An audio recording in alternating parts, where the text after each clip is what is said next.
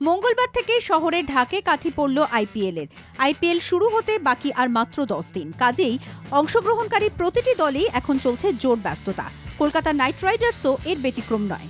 আগেই night team ম্যানেজমেন্টের পক্ষ থেকে ঘোষণা করা হয়েছিল, চ্যাম্পিয়ন্স ট্রফি শেষ হওয়ার পরপরই নাইটদের অনুশীলনে যোগ দেবেন জাতীয় দলের খেলোয়াড় সহ বাকি সিনিয়র খেলোয়াড়রা। সেই মতো সোমবার গভীর রাতে বিদেশি খেলোয়াড়দের পাশাপাশি স্বদেশি খেলোয়াড়দেরও বেশ কয়েকজন শহরে চলে আসেন। এই তালিকায় রয়েছেন Quinton de Kock, Ramandeep Singh, Anrich নোকিয়া এবং দলের অধিনায়ক আজিঙ্কা রাহানে। শহরে পৌঁছেই ট্রফি শুটে অংশ নেন নাইট অধিনায়ক রাহানে। কেকেআর খেলোয়াড়দের শহরে আসার খবর আগে থেকেই চাউর হয়ে যায়। সেই মতো নাইট ভক্তরা জমায়েত হন বিমানবন্দরে। অর্থাৎ মঙ্গলবার থেকে শহর জুড়ে কার্যত ঢাকে কাঠি পড়ে গেল ক্রিকেটের মেগা ইভেন্ট আইপিএলের। ব্যুরো রিপোর্ট, বাংলা জাগো।